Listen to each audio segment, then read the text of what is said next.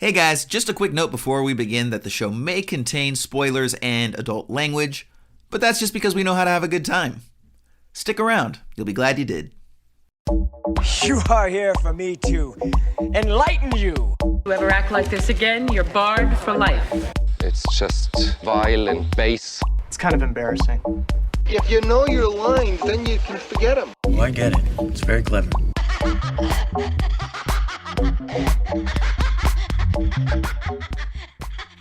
Hello peoples and welcome to ESOTERICA Cinema, the podcast where we take films from the cinematic multiverse and discuss the hell out of them. My name is Jason Peters, aka the Notorious JRP. And with me, as always, is the man who once gave up all of his earthly possessions and lived for an entire year off the grid, Mr. Ryan Siebold! What's up, Jason? How's it going, buddy?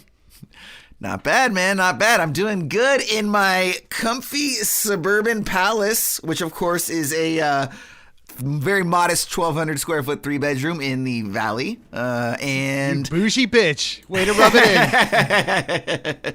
And I know that, like I said, that's virtually royalty-like conditions for someone such as yourself that lived off the grid for a year. Tell us all about that. Well, you know, during the pandemic, there was this influx of people that wanted to move to Florida and escape certain COVID restrictions and things. And so our state got really crowded. And so the only place to go when you get demoted from Florida is completely off the grid altogether. Only one place to go. There's only one place to go from there, yeah. So I am now living in a refrigerator box. But, you know, coming at you live from a box in nowhere, Florida. Yeah. Well, I've moved outside of Florida, actually. I'm. Oh, okay. Yeah, I'm just off.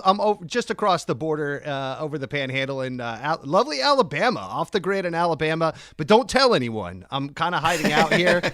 Off the Grid in Alabama is my favorite Leonard Skinner album. Off the Grid in Alabama is my favorite. Yes, absolutely. Oh, by the way, I've got a roommate. We're sharing this refrigerator box. It's a little. Oh snap! No way. It's a little cozy, but you know, it's a Maytag. It's nice. We did some renovations to it, building a little fort. It's my buddy MJ Smith. Hey, everybody, welcome my friend MJ Smith. What's up, MJ roommate? Smith? That's crazy. So when did you move in there, MJ? Yeah, I've been here for about 6 months, just to also escape COVID restrictions, actually. Yeah.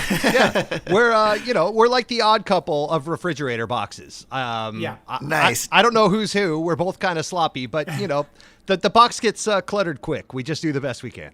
Yeah, it is a Maytag though, so we won't ever have to repair it. That's true. Nice. Yeah. Nice. Yeah, Nice if and you reliable. will, though, if you could kind of maybe, you know, I'm wondering what the inside of this palatial-sounding box looks like. You know, maybe you guys could sort of provide a little color as to the decor and the general overall it's brown. decorations that you guys have gone. Yeah, It's brown. It's brown. Yeah.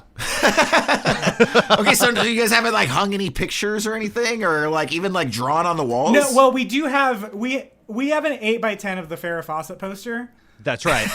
Yep. All hail Farrah. The That's right. Farrah Fawcett poster. We all Yes. know which one. Yeah. Yeah. The one. Is The it kind one of she did. It's actually the dividing line, so it's hung right in the middle, and that's what switched the That's box how I around. know. Yeah. Yeah. Stay on your side, buddy. Yeah. I was gonna ask if it was like covering some sort of like cool, you know, tunneling operation a la Shawshank or something, but no, it sounds like it's just operating as like a cubicle divider. We Yeah. have no running water, but we have a wonderful Farrah faucet. So wait, who actually gets to stare at Farrah? Oh, I feel we like take they got shots. Yeah, we take turns. You turn around. It's like turn around, and then Yeah. I do my thing, and then I'll turn around, and then he does his thing. Yeah. And so it's like a little bit more obscured each time it comes back around. There's a little bit less visible Farrah. That's true. That's true.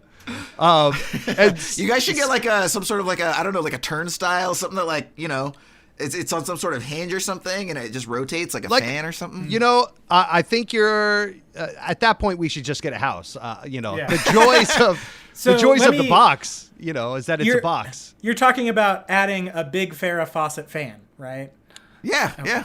Yeah. Yeah, no. Well, see, because here's the thing. I feel like you guys are limiting yourselves by not considering that you can go get another Maytag box, tear down the fourth wall in a very Scorsese-like fashion, and then, do a double wide, so to speak. It seems like a lot How of work. rich do you think I am? I'm on a podcast, Jason.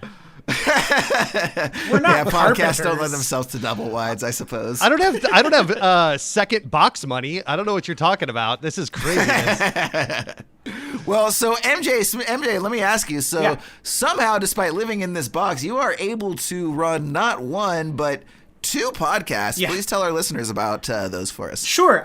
So the first one is called Let's Jaws for a Minute, and it is a minute-by-minute breakdown of my favorite film of all time, Jaws. I co-host that with Sarah Buttery, who is based in the UK. She's a film journalist out there.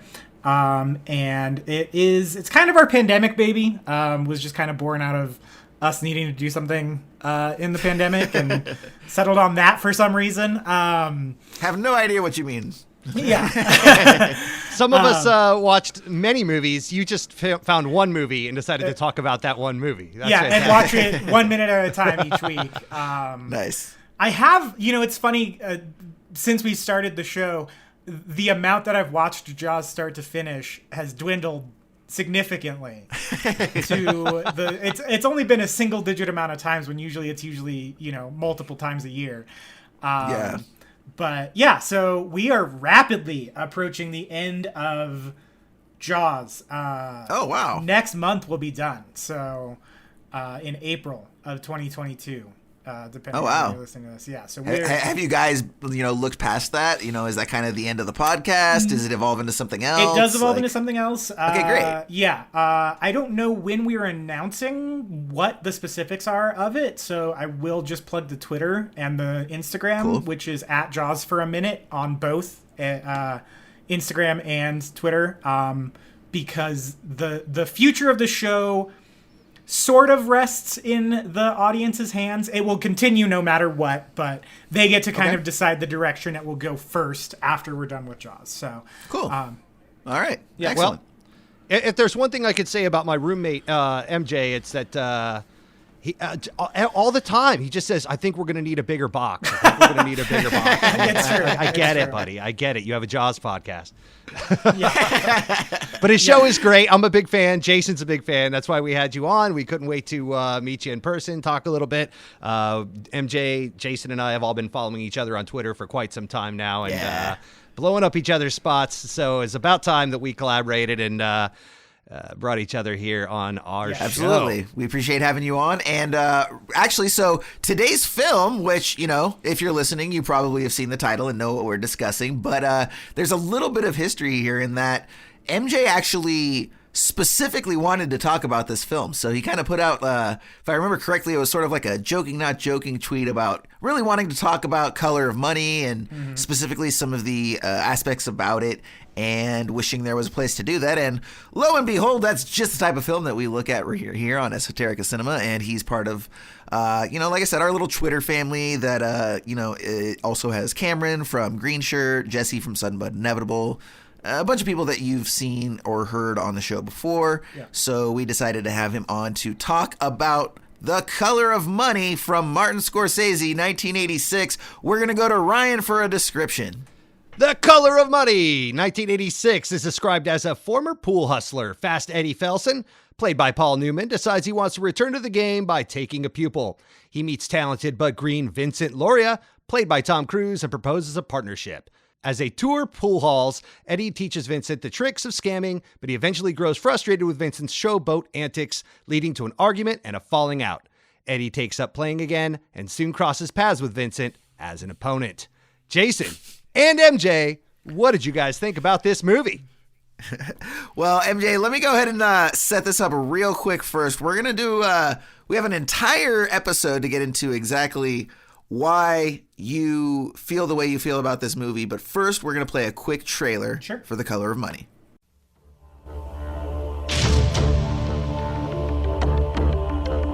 Paul Newman, Tom Cruise, in a Martin Scorsese picture. He's got the eye, he's got the stroke, he's got the fleet. Vincent's the best.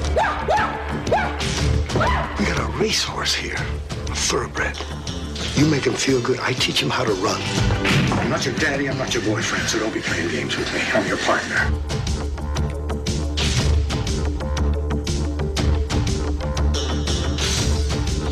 I love this.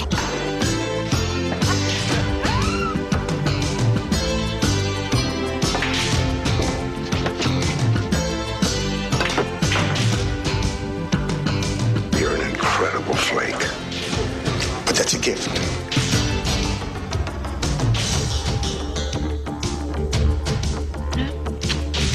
I made money. The lost money. Come fix him. I got half of me that says I got a hold of the best thing that I ever seen, and half of me that says it just ain't worth it. Why'd you take a walk? $500 says you choke right now. You used me. Yes, I did. I'm gonna leave. This is Fan City Felson. Who the hell are you? 25 years ago, I won my share of medals. But it was over for me before it really got started. I'm hungry again. See some heavy legend action. I won his best game. You want my game? You couldn't deal with my game, Jack. You're outmanned. I'm gonna beat him, you know. What makes you so sure? Touchstone Pictures presents You smell what I smell? Smoke? Money. The Color of Money. All right, so before we actually get into the film, quick survey. Ryan, have you seen The Hustler? I have. Okay, MJ, have you seen The Hustler? Yeah, so that's actually how we got here, is I watched them both back to back on the same day. Okay. Very nice. Okay, cool. Minute by minute? Not well, I mean, each minute happens sequentially, but Yeah. That's the way time works. yeah. Yeah, same. I did not watch them back to back in terms of like one after the other, but I watched them 5 days apart or so. Oh, wow. Yeah. I ended up as I'm popular, or as I'm known for talking about on the old show here, the Red Envelope Netflix had both of them, and so I was able to rent them. Go Physical Media. Nice. And yeah, we're going to talk a little bit about The Hustler today in our conversation as well. I will let you guys know that I actually really enjoyed this film, and I did not necessarily know what to expect. I had heard on, just throughout kind of discussions with different people, there's some people that feel like it's a strong film, but then there's a lot of people that feel like it's maybe, lesser Scorsese or, mid-tier Scorsese at best. MJ, before we get into it, just high level, what are your thoughts on the film overall? And, what do you think about some of those people that do consider it kind of like a lesser work, so to speak? So this was my second time watching Color of Money. Okay. So I had seen it once as a teenager because my dad really liked the movie, and it's got total dad movie energy more than Absolutely. Yeah. Even down to the soundtrack with like heavy Eric Clapton and all that. Like, yeah. Robbie Robertson from the Kinks produced the music for it. Like it's total dad movie energy. But I had kind of a unique perspective on it because my dad, my entire life was a bartender. So he bartended mainly in the 80s, which is like when the movie takes place. So these like smoke-filled bar rooms were definitely a second home to my dad, but they were, for the first couple years of my life, sort of a second home to me because he was so ingrained in like that bar culture in our town that like my first birthday or second birthday was at the bar that he managed after hours. So I grew up with maybe a little bit more knowledge than anyone else my age of like bar games like darts and pool and stuff like that. So so revisiting it as an adult, probably almost 16 years later, it was really weird how much it reminded me of my dad, because we only watched the movie once together, but he loved that movie. So that inspired my rewatch. And then my friend Aaron White from Feel and Film, that podcast, him and his crew did like a sports movie draft. And so he watched The Hustler and Color of Money back to back to see if he wanted to draft those movies.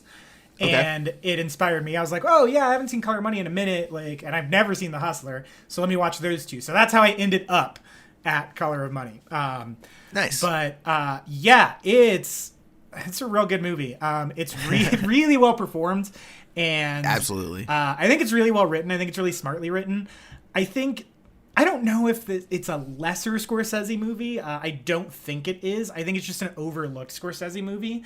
And I think, in the canon of the Scorsese movie, it's pretty close to After Hours, which I think is also a kind of an overlooked Scorsese movie. I have a hard time calling stuff lesser Scorsese because he's like the greatest American filmmaker who's ever lived.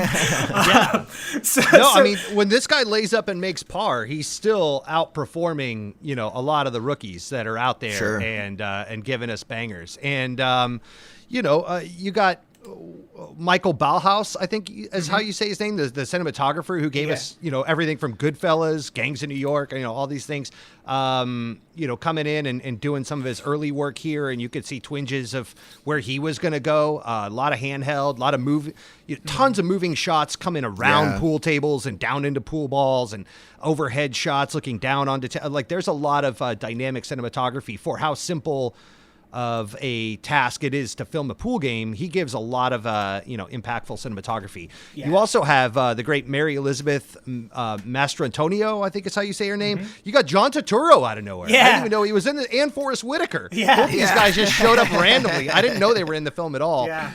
This is my first viewing of this film. I had seen The Hustler years ago in my Paul Newman phase when I was kind of just going through and watching Cool Hand Luke and a lot of his earlier work. When I was a kid. I have not seen The Hustler since then, and I had never seen this film. I think it is considered a lesser Scorsese film, maybe only because it wasn't necessarily hit. I don't think he said, it's my understanding, and you can correct me if I'm wrong, guys, but it's my understanding that he didn't set out to make this. It was brought to him by Paul Newman. Paul Newman wanted him to make this film because of the way he directed Jake LaMotta, the Jake LaMotta biopic of Raging Bull, and he wanted to bring that intensity to a comeback of his Fast Eddie character from The Hustler. Paul Newman was kind of in a bit of a renaissance, being an older actor. He was 60 years old when he made this, and Tom Cruise was just coming off of filming Top Gun, so this is very early. Tom Cruise. Top Gun hadn't even been released yet when this got filmed. So, kind of, as much as we could look at, all this has Tom Cruise and blah blah blah and all these people in it, they were all unknowns aside from Paul Newman. Paul Newman wanted to get this film made, approached Scorsese. Obviously, Scorsese can't turn down a Paul Newman, opportunity. So here we go. Yeah, absolutely. All right, well, we're going to go ahead and we're going to dive into this. We're going to start, as we do, where, Ryan? At the beginning, yeah. At the beginning. So, after a quick close-up of a cigarette in an ashtray with Martin Scorsese voiceover, that's right, he's the guy who kicks off the film, we open on a close-up of dark brown liquor resting in a lowball glass. The camera tracks down the bar as a raspy voice is heard in voiceover, extolling the virtues of fine spirits. Now, a shot is poured by a man for a woman whose face we see relishing the drink provided to her by the gentleman across the bar. That gentleman is soon revealed to be Fast Eddie Felson, the same Eddie Felson that acted as the protagonist in The Hustler some 25 years before. Now, before we get into the actual film itself, there is one aspect that I kind of want to go into that I feel like differentiates The Hustler and The Color of Money, and I want to see what you guys think about that. And that's the overall aesthetic. So, having watched The Hustler very recently, there's no way to detach the music and the visuals from the film itself. It's really part of the experience. And the cool thing I think about The Color of Money is it's no different. However, the aesthetic that the original Hustler ties itself to is this black and white cool jazz kind of motif, right? And there's a lot of heavy drinking, and there's a lot of machismo and kind of sullen, lonely sorts.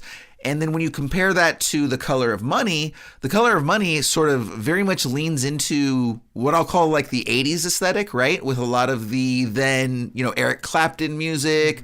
It kind of looks like the entire film kind of looks like the cover of Huey Lewis's sports album, right? It's just got that vibe to it, right? Like to the point that they maybe even used that as a reference, So it's interesting because... real quick, just they both have different aesthetics, but I would argue that they both lean into them to the same degree. How do you think that works for and against the films, respectively? Well, Ryan, go ahead. I think Color of Money has cocaine. And that's like the big, let's just go right to it. And it's mentioned actually in the film. Paul Newman is kind of a fish out of water, whereas, in The Hustler, he kind of plays the Tom Cruise character more or less, the young buck kind of upstart. And, now he's the Jackie Gleason kind of old timey guy that's a bit of a fish out of water. And he's trying to find his way in this 1980s world as a 60 some odd year old man. Like you said, Jason, the black and white Hustler, is really old timey and kind of feels very vintage and classic. And this is sex fueled, horny as fuck. From the time Paul Newman pours the whiskey and, gives it to his love interest, at the bar, the bartender or bar manager. That's a very sexy scene. And he even talks about like, let's go home. I'll make you breakfast. I'm gonna, she's like, I'll make you omelets. He's like, no, I'll make the omelets. And I'm like, oh yeah. All these like innuendos about, sex and liquor, and then later on drugs, makes it very disco 80s Studio 54 vibe to it that none of that was in The Hustler. Yeah. Paul Newman pulls in this movie left and right. And he's constantly got very attractive woman on his shoulders, or on his arm. Not on his shoulders. It's not like a pool fight. Like they're at like a kiss show. Yeah. And he's got her like, yeah. Show us your boobs. So yeah, and the thing is, Paul Newman was hot his entire career. Like there's not have you guys seen Hudsucker? Physically as well as stature wise. Yeah, for sure. Have you guys seen Hudsucker Proxy? I have. Yeah. Okay, so there's a scene. Love that movie. That's one of my great favorite Coen brothers. It's great. Yeah, we have it on our master list of films. Oh, good. April one day. That's another overlooked for the Coen kids. Brothers movie. Absolutely. For the kids. Yeah. Co-written by Sam Raimi. And that's nuts. I forgot that. Yeah. That's why Bruce Campbell's in it.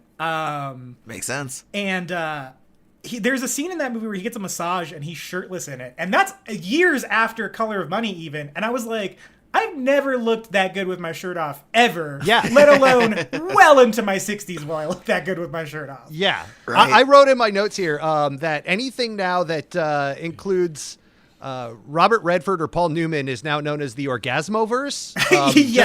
Because those are like the two sexiest men that have ever existed in the history of cinema. And sure, yeah. That's why Butch Cassidy and Sundance Kid was such a big hit. I can't watch that. I come immediately. It just happens right away. The Sting as well. The Sting as well. Yes. Yeah. And absolutely. He's not. I love The Sting. Oh, it's great. So fun. Jaws connection there. Actually, Jaws connection in The Hustler. Murray Hamilton, who plays Mayor Larry Vaughn in Jaws, plays the guy they go to his house and play billiards in his basement, and billiards isn't Eddie's game. That's the same actor. Oh wow, look at that. It all comes together. I love it when a plan comes together. Right. By the way, MJ, so there's this kind of like, I don't know, I guess you could call it a feature. It's really just more of like sort of like a running gag that we do. Okay. Every now and then it comes up very organically, and it's called Cinematic Confession. Oh no. Here we go. Yeah. And it's basically when something comes up and you like have to admit to the public at large that you like, more than likely it's like we haven't seen a movie. That's pretty much what it is, like 98% of the time.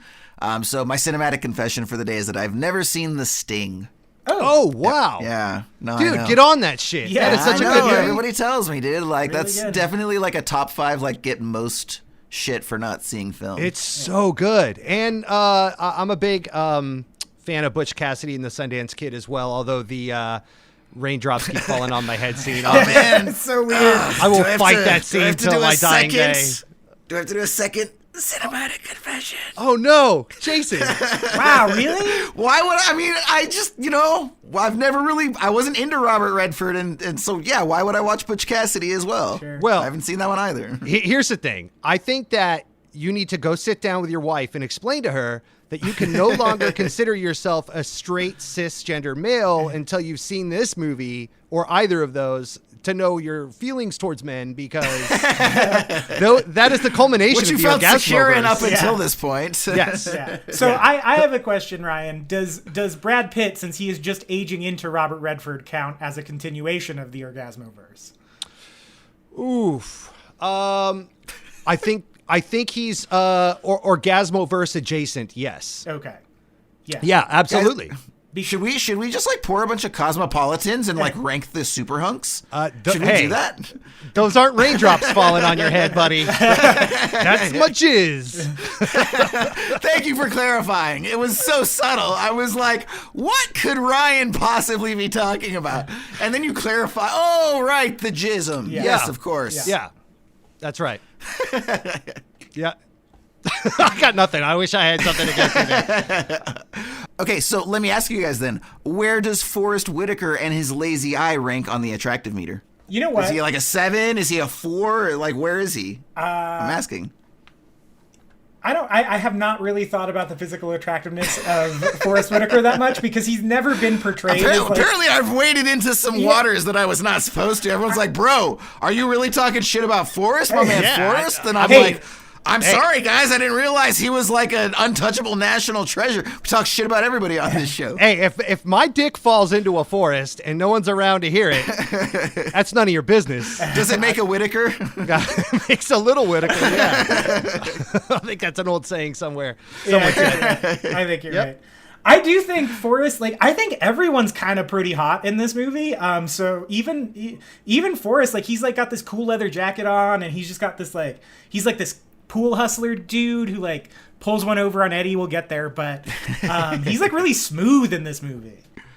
Helen Shaver, who plays Paul Newman's love interest throughout the film, smoking hot. And I had to look her up. I was like, who is this woman? And she actually played the voice of Littlefoot's mom in A Land Before Time. All right. Wow. Yeah, so there's some Oedipal something going on between me and Littlefoot's mom. But hey, what are you going to do? That's hilarious. It's so funny.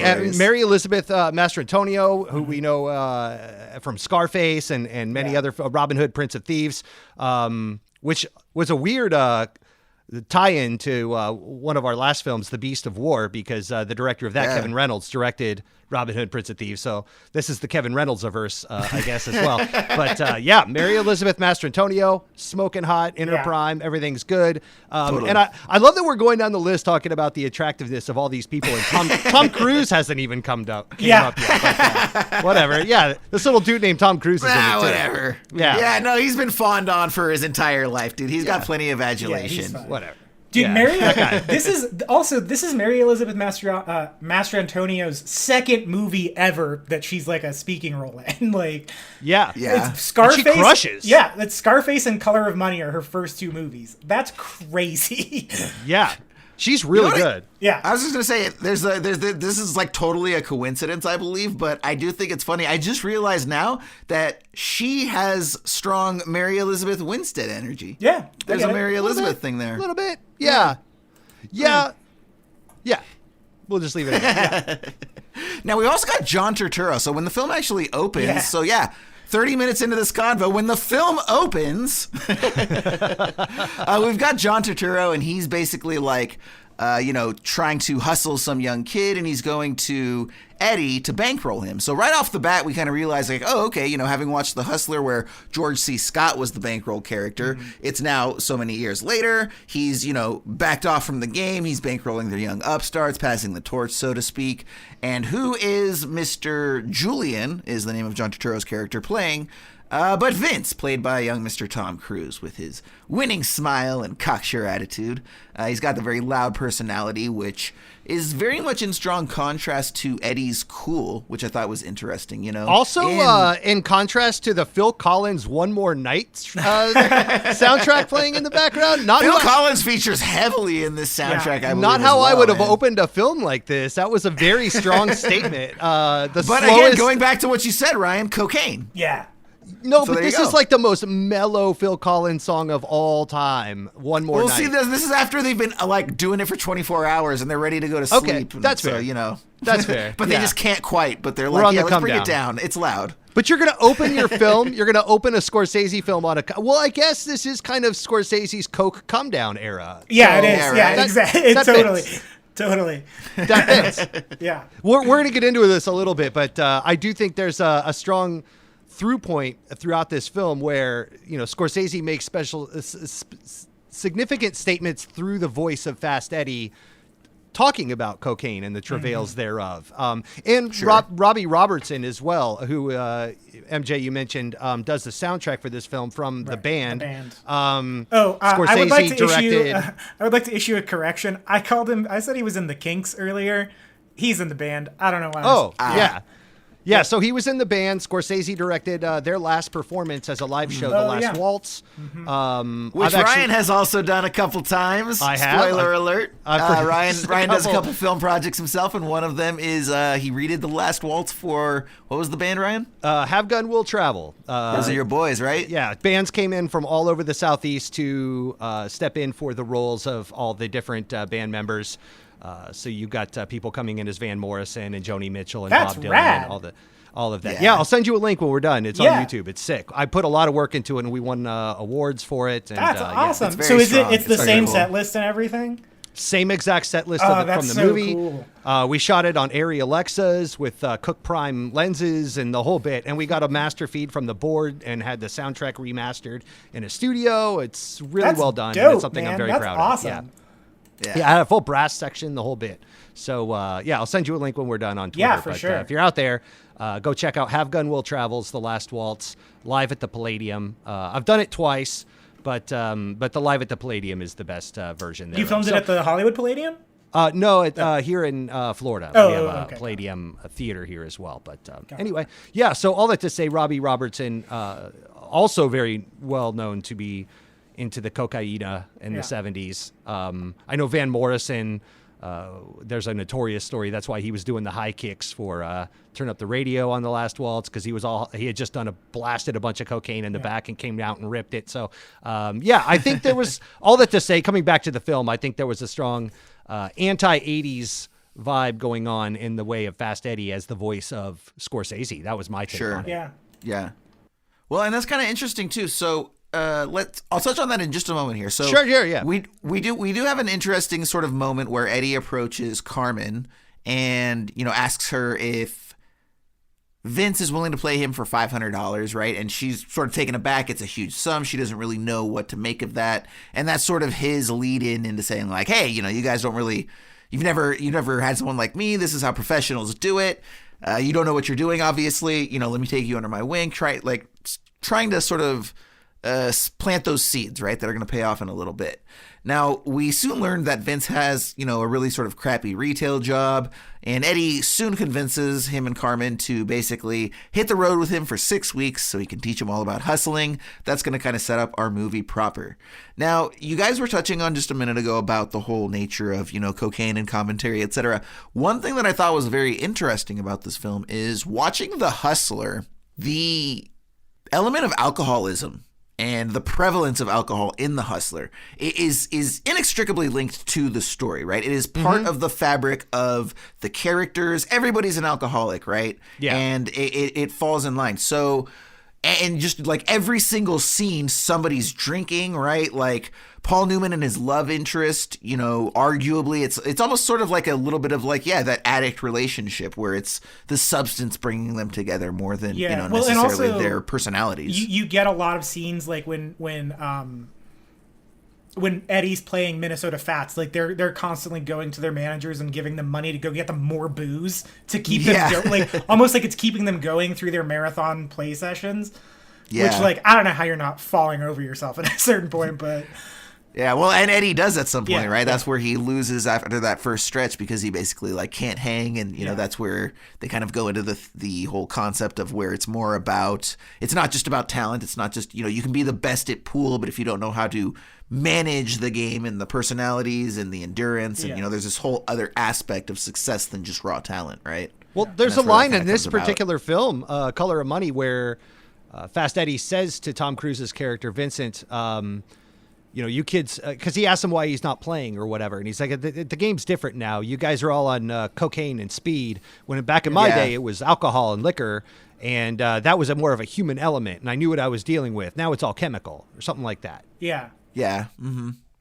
Yeah. So he even references that himself, to your point, Jason. That was actually brought up in this film. Sure, but the interesting thing about this film specifically is that, and I'm sure this is kind of your whole point that you're talking about, but it specifically goes out of its way to tie itself to a substance, whether it's cocaine, whether it's alcohol. It's not a part of the fabric of this except to sort of talk about it, right? That's fair. Again, it's not, in The Hustler, every scene someone is drinking. Even the couple times, first of all, I think it's just the John Turturro character that actually is doing cocaine. I don't think anybody else does throughout the whole thing. Mm-mm. And we never see him. No. It's only ever talked about, and it's always that thing of like, Paul Newman's like, you got a little on your nose there, right? Like, right. They don't even give us a close-up to see it, right? Which would speak to what you're talking about in terms of maybe this was when Scorsese was starting to get sober and not wanting to glamorize it, right? Mm-hmm. And just, going out of his way to not make it look cool and seem cool and all that sort of stuff, right? Yeah. Yeah. Well, and I think Nine Ball, the game at the heart of this film, is almost the bigger symbol for how the world has changed around Eddie. Because if The Hustler ends with him basically vowing to never play again, essentially. Yeah. Like he gets basically banned from the sport through some, not so savory characters. And in this time, we've gone from playing this like very elegant, very strategic, tactical game of 8-Ball to this more fast-paced kind of, like sexier game of 9-Ball. You can end a game of 9-Ball faster. You can, there's more things you can do to kind of get the game over with a lot quicker. There's less balls on the table. Everyone's going for the same numbered ball on their turn. And also an important rule of 9-Ball, which, by the way, I'm glad that they don't do a lengthy like exposition dump to explain the rules of 9-Ball. In it. I think it's I love when a movie's just like, hey, if you're interested, you'll look this up. I mean, I know there was no internet then, but it doesn't really matter the rules of the game. It matters who's playing it and why they're doing what they're doing. Sure. Yeah, and Newman does, or I suppose Eddie, he does lament the fact that, it's kind of like a stripped down version of the classic game, like once or twice, he makes those references. And yeah, I think it does sort of speak to a larger maybe reflection of the current times being that sort of like immediate gratification, right? Mm-hmm. That would just go on to be exacerbated over time until today, 2021, where it's just like the utmost version of that, right? But, it's like, okay, well, let's take out some balls so we can get the games over with quicker. We can flip through them faster, right? It's easier to televise. Do some speed. Yeah, let's do some speed and some coke, and so we can, speed through that. And, like, I feel like there's a certain lamenting the fact that the slower pace, the slower lifestyle kind of isn't appreciated anymore, and everything's fast, go-go 80s, right? That would just continue. It kind of was reminiscent to me about how, like, remember when poker got really popular a few years ago and the World Poker Tournament? I was thinking the same thing. And like Totally. when I was a kid, it was all 5-card studs, 7-card, and then all of a sudden it got to Texas Hold'em, where you get 2 cards and you're playing against the dealer and what he throws down, and it was just a more streamlined version of the same thing. You're still building the same hands and whatnot, but you're not doing it with 5 or 7 cards. You have to do it with 2 and bet against what's hidden, and there's more strategy, but it's a little more streamlined, which then again makes it easier to televise and makes it sexier and faster paced and all these things. That's a really good point. Yeah, and in that same vein, that 9-Ball kind of made pool cool again. Texas Hold'em, all of a sudden you got the World Series of Poker, and that was this big sexified thing just a few years ago. Wonder whatever happened to that. I mean, I know it still exists, but the world's interest kind of fizzled, I guess. We're on to something new. Yeah, definitely. Well, and it's interesting because, so you kind of bringing that up, I think that one aspect that we might be kind of overlooking and what a lot of people are responding to is the increased element of chance and luck, and specifically how that relates to more surprises, right? Because there is that scene at the very, very top with Martin Scorsese's voiceover, like we said. And one of the lines that he says is, he does this whole little explanation about 9-ball. And his final line is that in 9-ball, luck plays a huge part in everything, right? Mm-hmm. And I feel like it's the same for Texas Hold'em, right? Where because you have less cards in your control, there's a lot more, luck with regards to what cards get flipped.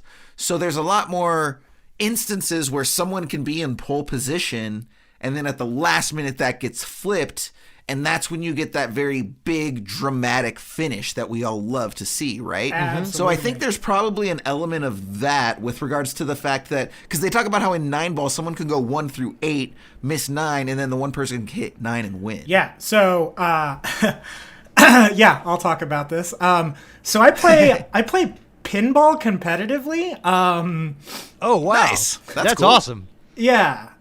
So I'm in a league and I play in tournaments and stuff. I just played in a tournament yesterday, and nice, dude. that definitely has happened in pinball. And the cool thing about that is, if you go to major tournaments, they have like the classics area, and then they have the main tournament, and the main tournament is usually like a mix of classics and new stuff. But the classic stuff, it's a very slower play. It's a much slower playing game. You get 5 balls instead of 3. It's usually like, hit this one target. Now that it's down, hit this other target to make that target pop up. Now hit this. With these new games, they're way faster. They have these crazy rule sets on them. The new games have LCD screens on them that can play like clip. They're all licensed titles now. So, if you play Guardians of the Galaxy, you're getting clips from the movie and call outs from the cast and stuff like that. But There's been a big shift in the rule sets, because each machine, I think a lot of people don't know this, each machine has its own specific set of rules. It's not just flip the flippers and hit the things. So each machine is kind of designed to have this, it's not quite rubber banding, but like to where it could come down to 1 ball at the end. So if you're playing a 4-player game in a tournament and you're 100 million ahead of someone, you're not really guaranteed a win there. Like, these games are designed to be played competitively, and you see with the increase of people streaming their pinball tournaments, more and more games like this. And there's even, like you said, you can run 1 through 8 and hit the 9. Some games have incorporated this thing called lock stealing. So to get a multi-ball, where you're playing with 2 or 3 balls at once on the playfield, which, that increases your opportunity to score points, you can set up, this happened to me yesterday. There's a game called Total Nuclear Annihilation. You lock 2 balls, and then if you don't convert, those balls stay in the lock, and the next person can come and take that multi-ball from you. And that's exactly what happened to me. I finished my ball, and I was like, well, I left you a present. And he was like, hey, thanks. And he totally did what anyone would do in that situation. He sniped the multi-ball off of me and won by like 1,000,000 points. Wow. Yeah. So the more and more games are starting to incorporate that lock stealing element. And there's even some games that they won't even go lock stealing, but like if you get a certain mystery award in a game, it will take another ball from a player. So that player then has 2 balls instead of 3, and you have 4 instead of 3. That's hardcore.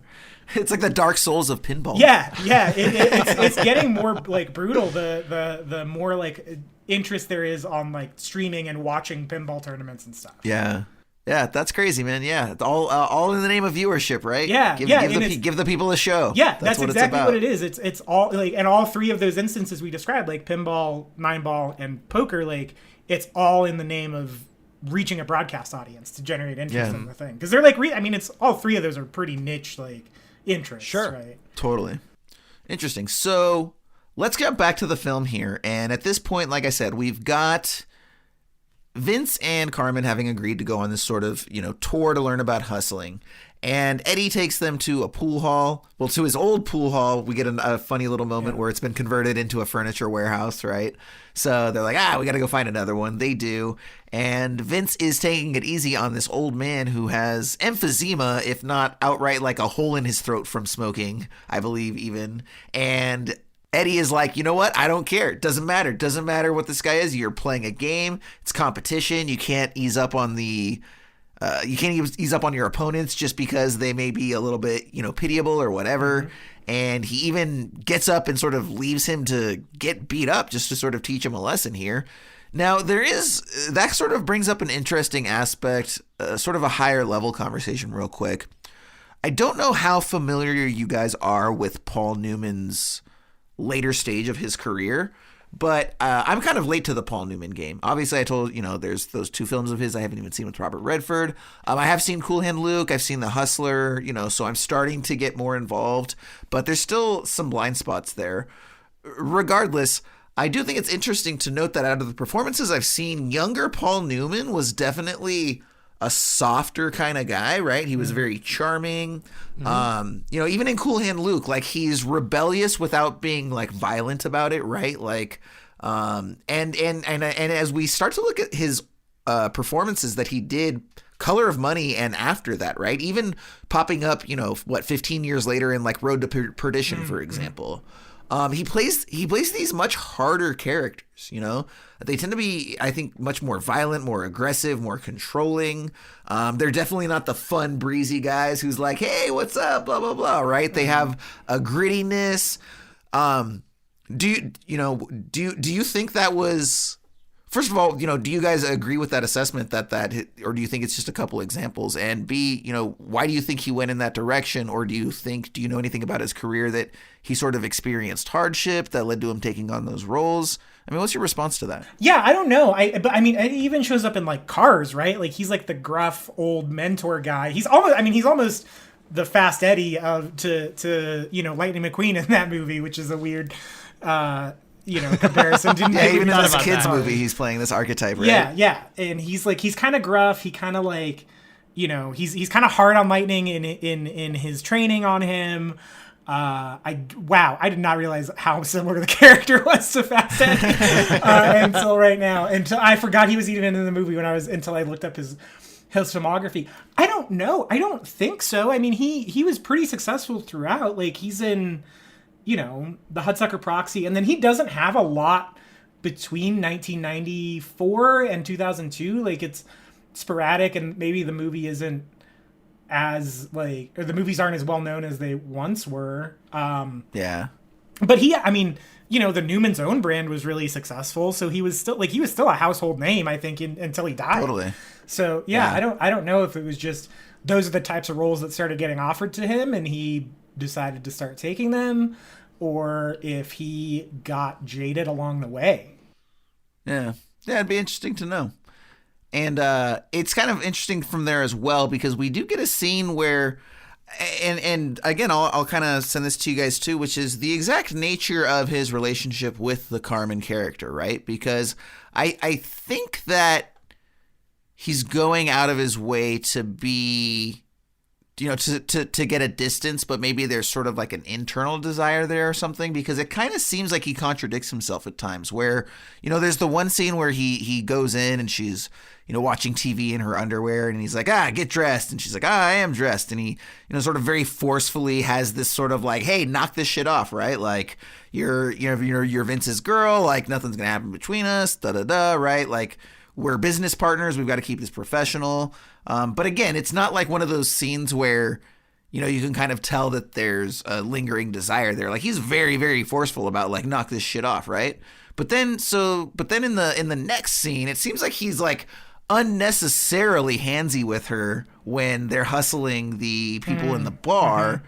And so I was wondering, do you guys think that's just his way of being like a super professional and that was misinterpreted on my end? Because to your point, this movie is kind of horny, right? So is there an attraction there, or is it all just an act? Is it somewhere in the middle? What do you think's going on between, the dynamic of Carmen and Eddie? I personally was wondering that the entire time. There's a scene about when they first hit the road where he's trying to convince him to hit the road rather in the beginning of the film, where there's a couple at the bar and he is betting Tom Cruise and his girl, basically saying, I bet that man within 1 minute is going to get rejected and leave. And then he says, yeah, I bet I could leave the bar with her in 2 minutes. And then, Sure. wins that bet. And then later we find out in a dialogue, I think it's in this scene you're describing right now, Jason, where when he's talking to Mary Elizabeth Mastrantonio about that situation, he admits to having known them. And the whole thing was a hustle. So it's kind of led on that this guy he's going to do what he needs to do to get done what he wants to get done. He's a divisive character. And though he seems to have a certain moral code of sorts, he's also going to do what he needs to do. He's a hustler. And so in the same way that he would hustle at pool, he treats life kind of the same way and manipulates people within a certain boundary. And I think that, some of these scenes, I kind of just took it at face value like that. Like he's a hustler and he's going to, whether that's sexuality or, he's going to look at a scene and see what he needs to do to, kind of move the pieces around like a chess game. He's always calculating. And so, and it seems like Mary Elizabeth Mastrantonio's character is very much of the same ilk in her own way. Yeah. And so if she could use her sexuality, Carmen is her name. I keep just to kind of abbreviate. It's easier. It's a mouthful. Yeah, it's going to be a mouthful. Yeah. Carmen's 2 syllables. Old Mary Syllables over there. Yeah. Mary Syllables, if she could use her body or her sexuality to manipulate, she even admits to doing that with Vincent's character, Tom Cruise, that she, met him in jail after robbing his parents' house. And, she's still wearing his mother's necklace, and Vinny is so dumb and clueless that he says, "Oh, my mom has one just like that," and she had taken it from her jewelry box when she had robbed it, and they had met. That was a nice touch. Yeah, coming out of jail. So I think. Well, it sounds like you're probably on team then. Like he's just a professional doing what he needs to do. I think Eddie and Carmen are of the same ilk, and I think they have that mutual respect for each other. They see that in each other. They game recognize game kind of thing, where it's like, oh, okay, you're a hustler. You're hustling this guy. I'm hustling this guy. So let's team up and we can get out of this guy what we need to, which is money. Sure. MJ, right? What about you? I think that this aspect more than anything is where, because I think you can watch Color of Money and not watch The Hustler and be fine, but I think this in particular, his dynamic with Carmen is so informed by the events of The Hustler. So in The Hustler, he has this love interest, Sarah, that he really falls for. She's an alcoholic. It's a very codependent relationship. She kind of helps rehabilitate him after he gets his wrists broken, after doing something similar to Vincent, and just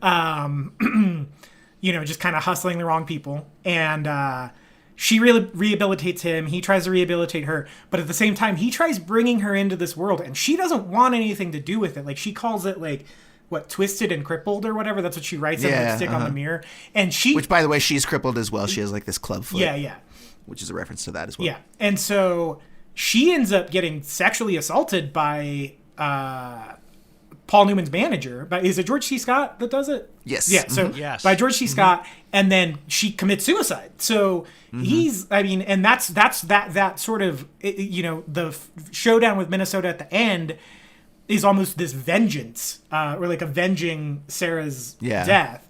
And so I think that because he sees Carmen, and Carmen is kind of the opposite of Sarah. She's not this sort of, easy to play the victim, easy to, manipulate type of woman, that he almost feels like he needs to break her down, not to be to the point where Sarah is, but to show her the reality. Like there's the part where he chases her into the shower, like he's going to assault her.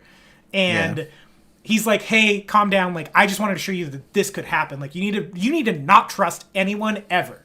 Basically, is his assessment of her. And I think because he sees that hustler nature that they both have, he's saying, "Okay, I need to make sure she doesn't make some of the same mistakes I've made in the past, where I got too trusting and it led to someone's death, or I brought someone into this, Vincent, who maybe shouldn't be a part of this, and it cost them their life. Yeah. Mm-hmm. Yeah. No, that's great. I love that that dynamic. I hadn't really compared it to, and because I haven't seen The Hustler in many years, I probably it deserves a rewatch. But yeah, it's great. It's real good. Yeah, I really like that element too, because like you said, MJ, this movie stands on its own very well. Scorsese kind of lends his own voice to this whole thing, so it's separated from that. But it's easy to forget that this character, has a past that we know of, and that you could bring to this discussion. Absolutely. Yeah, and then from there we do get a very nice montage of Vince starting to hustle, where it's like he's starting to get into it. I think we even get, you guys can correct me, was that an Iggy Pop sighting that I saw? Probably. I think it was. Yes. Yeah. And this is that sweet Eric Clapton love right here. Absolutely. And that's the scene where the production's drug budget was substantially increased. Yeah, Eric Clapton had not given up cocaine at this point. Yeah, Eric Clapton had not given the cocaine up yet. This is primetime cocaine Eric Clapton. He's living in Miami, recording albums. Yeah. Letting kids drop out of balconies. Oh, man, I wasn't going to bring it up. Oof. That was 2 years after this. Was it really? So 2 or 3 years. It definitely was cocaine. Peak cocaine. Yeah. Clapton. Yeah. No, because that's what caused him to sober up. Yeah. Go figure. Yeah. That'll do it. But that'll do it every time. And and the other thing that we see is we start to see, the continuing development of Martin Scorsese's visual language. And I think that this is really like the film where it's going to be the template for what he would do with Goodfellas and for a lot of the way that he would film a lot of his projects in the 90s specifically. Mm-hmm. And from, like Ryan, you touched on it earlier, like his camera is always moving, right? And so instead of just, lingering on a 3-shot, it's like it's going to start on a 3-shot and it's going to slowly, push in and also kind of tilt a little bit. And, it's going to finish as a close-up on one of the characters, right? Also, really using that zoom lens. But what's interesting is I would love to know, like relative to sort of the pantheon of visual language, when people started using zooms on, more of like an interpersonal level, right? Because we saw the zoom lens come out in like 60s and 70s cinema. And obviously you see it in a lot of like the police thrillers, right? And, they're shooting stuff from rooftops and zooming into, cars shown up. But what we started to see from there is that filmmakers started to incorporate using it in, covering their close-ups. And so we really see the all of that sort of building to, I think Goodfellas, like I said, is the most pivotal example of the culmination of all of those sort of camera moves. But we see a lot of it here.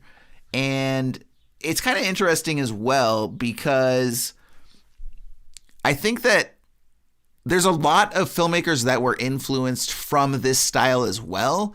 And Ryan, we kind of talked about this specifically, but Paul Thomas Anderson's Boogie Nights, I think, is hugely influenced by Scorsese's style, and specifically with a lot of these camera movements. When you watch Boogie Nights, again, there's no just simple close-ups. Everything's a dolly in, a push in, 2 shots going into 1 shots. And so I think that also a very cocaine-fueled movie.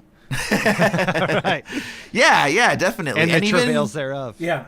And even, someone like Edgar Wright, utilizing a lot of these, but in a much different sort of way, right? Much more cartoonish and over the top. So it's just really interesting to see this because this is a very traditional story, right? Yeah. This could very easily have been a Hal Ashby movie shot entirely in wides and 2 and 3 shots, and it probably would have worked. Yeah. But, What you're talking about, Jason, because you're differentiating a chapter in Scorsese's career, and I think I brought it up at the top of the show. This is his first collaboration with his DP Michael Bauhaus, who shot Goodfellas, who shot Last Temptation, no, it isn't. He shot After Hours. Did he shoot After Hours? Yeah. Okay, he did shoot After Hours. I see that. Okay. Well, he is coming off of Michael Chapman. Still very early in their cinematography with, his early work with Taxi Driver and Raging Bull. Right. And so, to shift into a new cinematographer and a new way of thinking visually, I think that you're absolutely right. There is a differentiation in his career and how he's looking at things visually and storytelling through camera.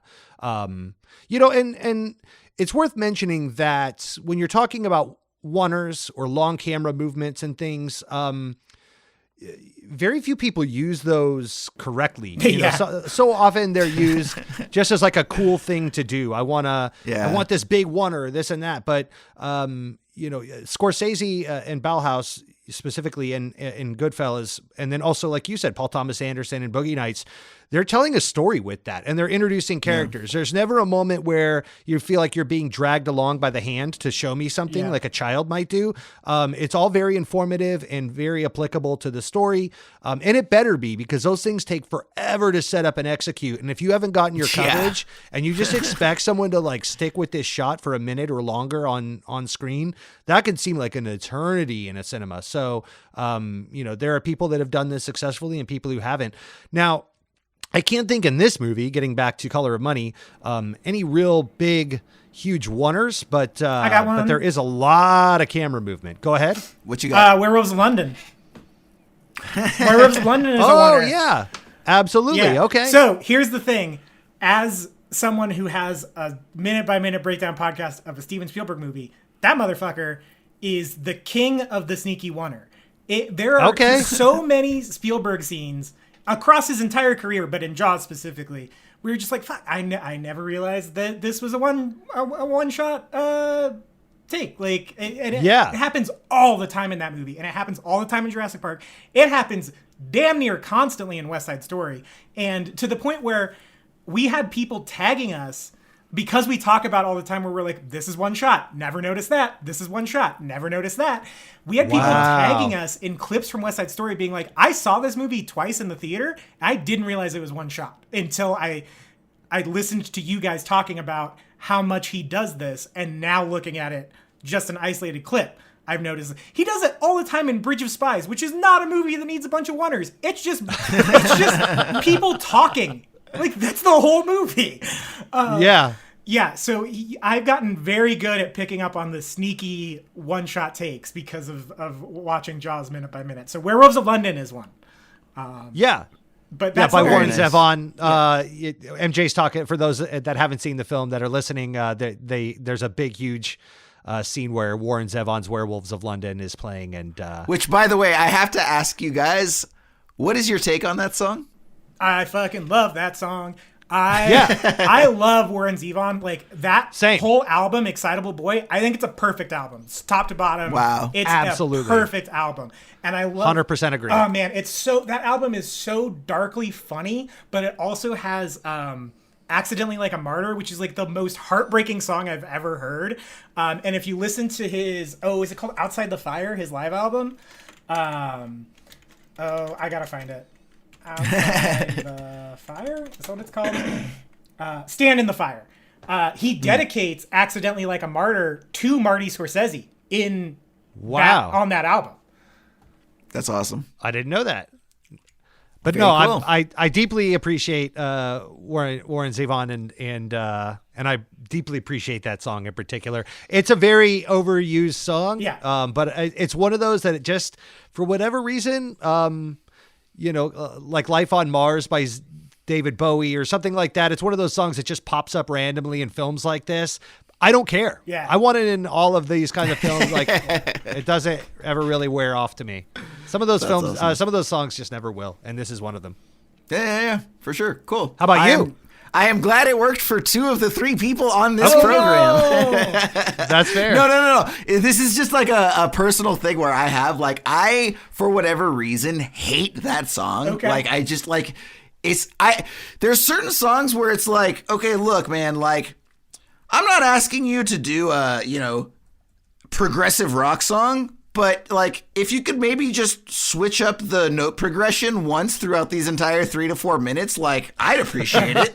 Maybe nobody else here would, but I certainly would appreciate it, right? Yeah.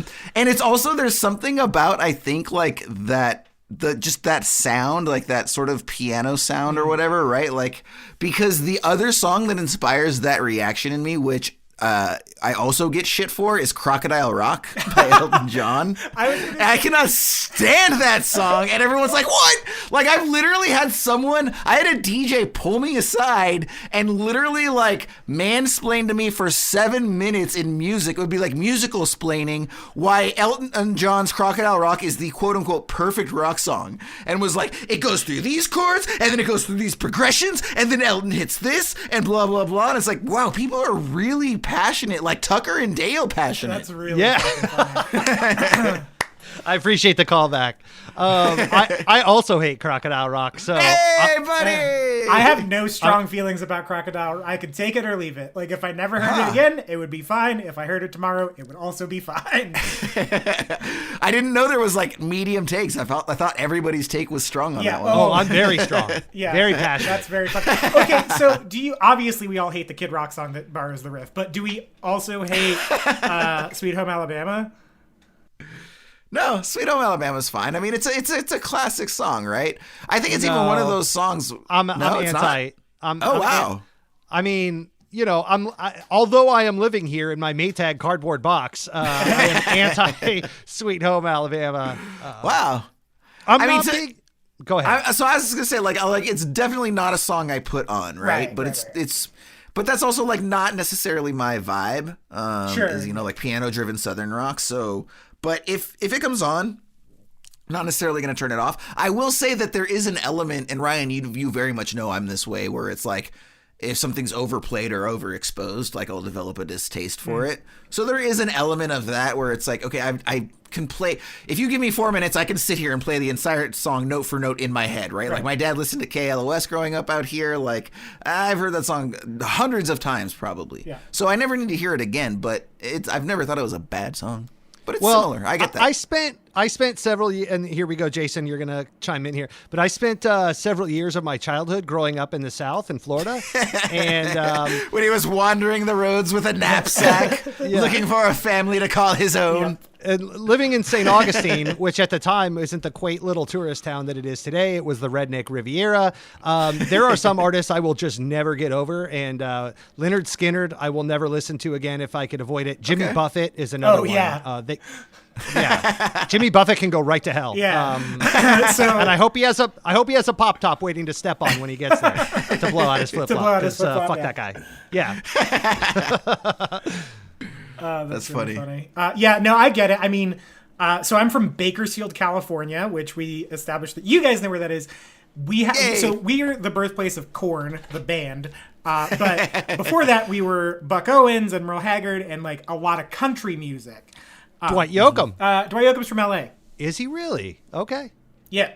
Yep. He just was really good friends with Buck Owens. That's fair. It's not like they're that far away, dude. It's an hour-long drive. Yeah, it is. Actually, Dwight Yoakam has an excellent cover of Warren Zevon's song Carmelita. It's real fucking good. It is good. I've heard it. Yeah. I'll also, while we're on the topic real quick, and then I'll give it back to you. The War on Drugs, the band, has an excellent cover of Accidentally Like a Martyr. Ooh, I didn't know that. I love The War on Drugs. I am definitely looking that up. It's on their live album. Okay. Check it out. It's really good. Cool.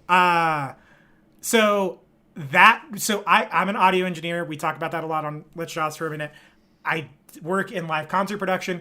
I worked at Buck Owens' venue for like 4 or 5 years, which was dope. Wow. It was really cool to have that kind of like local history connection. But if I never hear Boot Scoot and Boogie again in my life, it will be too soon. I'm with you on that. And I don't hate country music at all. I grew up listening to a lot of country music. So. But there's good and there's bad, and there's I think there's overused too, and that's just one of those that I just don't need to hear. Yeah, exactly. Sweet Home Alabama or Free Bird, those are Skinner songs I don't ever need to hear again. Yeah, for sure. Go ahead. I was gonna say all of my favorite country songs are like the songs that are like 80 years old and like blues riffs and just like a guy talking about like getting drunk and burying his wife's body. Yeah, those are the best ones. Those are all the best ones. Yep. They almost always have a parenthetical with a second title, right? like our show. Yeah, exactly, right. It's like Hill Street Blues, like, or why I had to bury my wife in a shallow grave. Yeah, I mean, it's a proto Fall Out Boy song, right? Like, But the use of Werewolves of London in this scene is really jarring, and I think that's why I love it. It sticks out like a sore thumb. It's such a flashy sequence too. But that said, I think it's a really good, and we haven't really talked about Vincent. You know, he's sort of at the center of the first half of the movie, and I think this is. I don't know where you guys stand in general with Tom Cruise. I think Tom Cruise is great. I think he's a very good movie star, like all caps movie star. Yeah, definitely. I miss when he used to act. As much as I love those Mission Impossible movies, he's just been Tom Cruise on all of them. But he's really... Yeah, we've talked about this when we did Born on the 4th of July, how, you know, before when he was younger, he was an actor, and now he's the guy who runs away from things or runs towards things, and right? those movies are great. They're very entertaining. Sure, yeah. He's a great action star, too. Like, let's not take that away from him. Like, he has a great screen presence, and... You know, as long as you can divorce yourself from some of his more unfortunate realities, like, and just take him for who he is on screen, like, he's great. Yeah. You know, I'm never like, ugh, Tom Cruise, okay, it's gonna be a long 2 hours, right? But, like, watching this, like, he's so fucking good in this movie, you guys. He's so good in it. Like, just the way he locks into that sort of, like, really handsome, like never really had to struggle for anything in his life, super cocksure attitude, and like he's good at pool and he knows it type of attitude. It's so great. And this is where it starts to kind of come crashing down around him. But before it happens, he hits the plateau of it first. And so I love this sequence because it shows like him plateau, and then immediately after is when Eddie ditches him with the car. And like, I love the way that part is shot as well, with the camera mounted on the car, but it just it immediately comes crashing down around him. And like, you know, Werewolves of London is this real like upbeat, like catchy, goofy song that's like people don't take it too seriously. Eddie's not really taking this match too seriously, but it costs him hustling the rest of the hall, which is what he's supposed to be there to do. And that's like that part fundamentally changes the relationship between Eddie and Vince. And so it's a really great sequence to stick in the middle where it's like real fun. Like if you watch it, it's very energetic. It's very like in your face filmmaking, and it's very like entertaining to watch. And then you get hit with this harsh reality of like, but it was a giant mistake and there are consequences for it. And that's one of the recurring aspects of the film where, you know, his nature constantly gets the better of himself. You know, he can't just shut up. He can't do the long con. He can't appear weak, right? Like anytime he's starting to get into it, the moment somebody sort of like questions his manhood or his skill or whatever, he's like, I'll show you, buddy. And then he like drops the whole thing, and then Eddie gets pissed off and walks out. And that's really just all it's about is, you know, we really ultimately at the end of the day realize that, you know, Eddie doesn't really have too much to teach him. It's really just a matter of him getting to that point where he can sort of play the long con and, you know, not be so emotionally reactive. And I had wondered too if maybe that's the reason why Paul Newman's character Eddie is so handsy with Carmen in that one scene earlier on that we talked about, is that it's like, look, dude, you really need to strengthen your resolve. So like, I'm going to put my hands all up on your woman, and you still got to, you know, come through with this. And if you can't, you know, deal with this, then other people are going to have way more. They're going to be coming at you way harder than this. This is just a starting point, right? So, but again, you know, I still do think there's a part of throughout the entire movie, it's never explicitly stated, but I think that Paul Newman through his performance does try to indicate to us that there's an element of Eddie that still wants to be Tom Cruise's Vince, right? He was Vince, and it was a sweet lifestyle, and even though things kind of went tits up by the end of it, like, he still ultimately, in The Hustler, he has one goal in life, and that is to play and beat Minnesota Fats. And he, in fact, does that by the end of the movie, right? He has achieved his goal. Now, you could say he peaks early, and, you know, it's all downhill from there, et cetera, right? But the fact of the matter is that, you know, he went out, and he achieved his goals, and he's used to being the guy. And I think that, you know, there's the archetype of character. There's two types of character, right? There's the, okay, I had my glory years and I'm ready to pass it, and I just want to, you know, teach the youth, you know, pass the baton to that next guy. You know, that would be sort of like a I don't know, like a Rocky or something like that, right? But or like Creed. Yeah, exactly. Yeah, that'd be fair. And then you've got those guys also where it's the archetype of like, I do know that I need to do this, but I'm kind of having trouble letting go and not being that guy. And I think that if anything, there's because I don't think this is a perfect movie. I think it's a very good movie, but I don't think it's perfect. And I do think that's one of the things that the script doesn't exactly go into enough is I think that the filmmakers or Paul Newman specifically wanted to bring that out more so than the script gave them opportunities to do that. Because again, we see him being a little bit reluctant. We do see him living in his old glory days. He doesn't seem super stoked to be teaching these kids, right? It feels through his performance more like a life he's resigned to and accepted than he is like eager to begin this next stage. Do you guys agree with that? Yeah. Yeah. I mean, I think that happens to a lot of people in that, position. It's accepting your fate and not, having to progress from, the person that does it to the person that teaches it. I think that it's also very interesting, something that it was around this time in the film that when Fast Eddie left Vincent's character behind it, and then he went to go get glasses, which I thought was hilarious. And also let's just color in real quick too. So this whole thing is sparked by the fact that he goes out to play some pool and hustle some people on his own, and then ends up getting like double hustled by Forrest Whitaker that we brought up earlier. And he takes that incredibly hard and I almost thought it was almost like a sort of a petulant response, right? Like he's so used, like a guy who can't stand losing, right? Like who doesn't know how to lose graciously. And instead of just saying like, boy, I sure have some things that I need to brush up on. He's like, I can't fucking believe that happened. I'm shit. Everyone's shit. Go away. I don't want to talk to you. I'm not coaching you anymore. I'm done with this. I'm done coaching you. I'm out. And it's like, bro, you lost. It happens, right? But maybe it doesn't happen to Eddie. Well, I think the thing is, once again, I think this is where the hustler starts to inform the performance in that he didn't get to go out. Like, yeah, he had this goal and he achieved it, but it came at a great personal cost. Sure. Which is like Sarah's life. Mm-hmm. And also he did not get to leave his chosen career on his own terms. That's true. Right. I think people who go from, like you said, doing it to teaching it, right? So back to audio engineering, my ears are going to give out probably in the next 20 years, not just from deafness. I just won't be able to hear the frequencies I can hear now at 33. And so you either hang on to it. How many more years? 20? Ryan needs to do some math. I'm doing the math. It depends though, because I do live concerts, so those are That's louder. fair. Yeah. But so my frequency hearing is not going to be what it is right now, and it never will be again. And so you see it all the time. A musician we've already talked about on this podcast came through, and his sound guy was awful because he was 1 billion years old, and it sounded like crap, but he would refuse to give up the ghost. The next time that person came through our venue, he was the tour manager, and he was not the front of house sound guy anymore. Gotcha. And it sounded much better, even though he was an asshole. But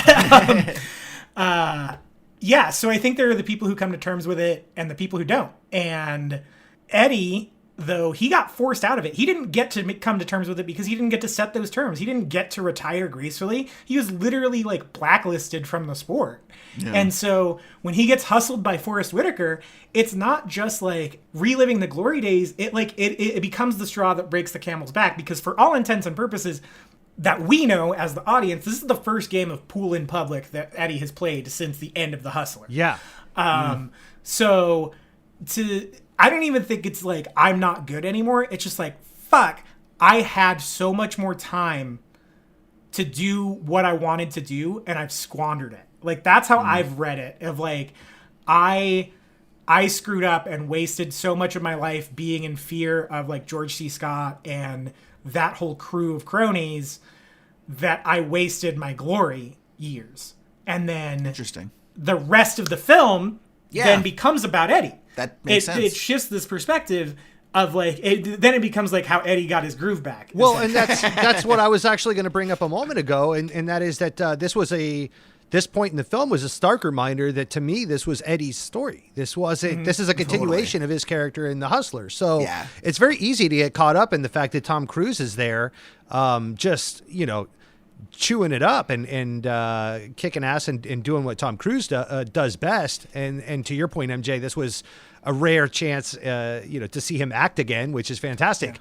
Yeah. But having not seen this film until now, it's just, I was almost expecting this to be a passing of the torch film where Paul Newman existed solely as the connective tissue to the original to give Tom Cruise the rise to be his, and that the focus would be on him. He would be our protagonist. It's like The Hustler 2 starring Tom Cruise. Electric Boogaloo. Right. So, but quite the contrary, it was a buddy movie. They were introduced in the first scene together, not one after the other. They were literally in the first scene together. And then we were with them together throughout the film. But then, like you said, Eddie kind of goes off and finds his own redemption and finds his own way in this world. And so that was kind of just a reminder that this is an Eddie story, not a Vincent story. I thought it was interesting. No, totally. I mean, he's definitely our protagonist. And much in the same way, I thought that Vince was going to be the protagonist of this film, but he's absolutely not. It's Eddie's film. It's Eddie's arc. And I think part of that, too, is we're just not used to seeing Tom Cruise in a supporting role. It's like, what? Yeah. He doesn't do supporting roles. What are you talking about? Yeah.